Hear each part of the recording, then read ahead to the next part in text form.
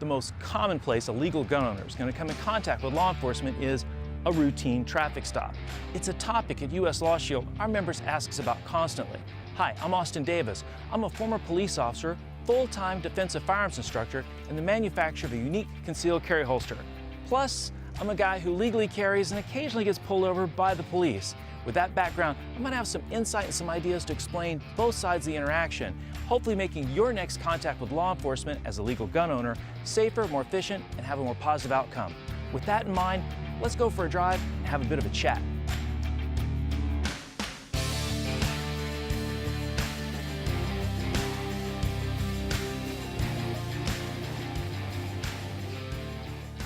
How did this all start? Well, you're out driving around, minding your own business, completely unaware probably of that police officer. And the officer observes something that in their opinion you did or did not do that was in violation of one of an almost infinite list of traffic violations. And they decide to investigate further by initiating a traffic stop, lights and/or sirens.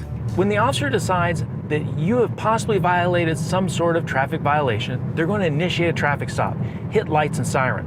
When that happens, first thing you want to do is put on your emergency flashers as soon as you figure out, yeah, it's me they're looking for.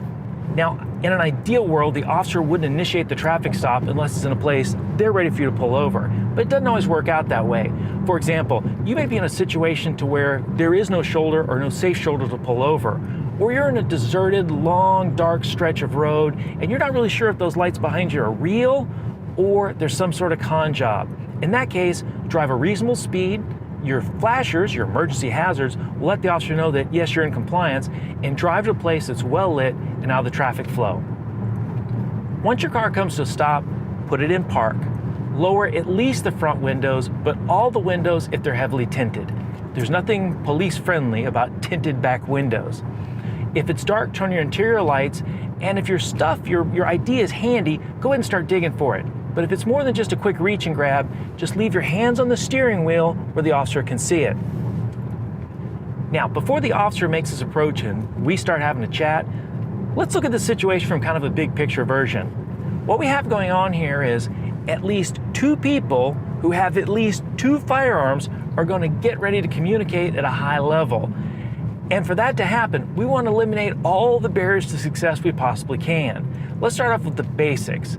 Humor. Don't use it, even if you have a good joke. Like, do you think when a regular dog sees a police dog, he thinks, oh man, be cool, it's a cop? Humor is at best an inefficient form of communication. And what we're dealing with here is a serious situation, so leave the humor out of it. Sarcasm. Sarcasm does not build rapport, and there is zero chance of you being sarcastic helping the situation. Your momentary zinger may make you feel good, but I assure you, one way or another, it will cost you. And finally, do not argue the merits of the stop on the roadside. If there's one or two things you call facts that you think are important, you may want to mention them. Remember, this is all being recorded. But the time for argument and discussion over what the issues of that traffic stop are when you have a lawyer and there's a judge present in the courtroom. Hopefully when you get stopped, you'll have a program attorney which will just pop in your front seat and tell you what your legal obligations are. But let's talk about the words you use when you let the officer know you have a firearm. My advice is I would avoid the phrase, I got a gun. See, the word gun is sort of a trigger word with officers. Some other options might be, I have a license to carry, and just leave the gun verbiage out of it. But you really want to pick your words very carefully when you announce that you are in fact legally carrying a firearm. Once you've notified the officer that you are in fact a legal gun owner and you have a firearm, there's going to be three paths of action that officer can choose. The first one is just let you keep it.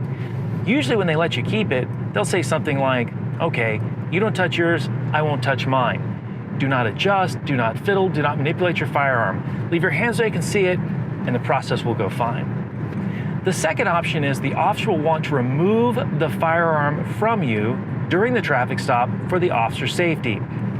And that's still a pretty straightforward process. If so, say, officer, no problem. How do you want to handle this? Usually what they'll do is they'll ask you out of the car, you'll put your hands on a fixed object that asks the location of the firearm, and they'll remove it off you. Don't act quickly, follow the instructions, no problem. The third option is the most difficult and the most complex. Some officers, for some reason, seem to think this whole process works better if you hand them the firearm. So, ask the officer specifically, what steps do you want me to take to remove my firearm? And then tell them the facts. I'm wearing a seatbelt and my firearm is in the ankle holster, appendix, small of back, shoulder holster, flashbang, whatever.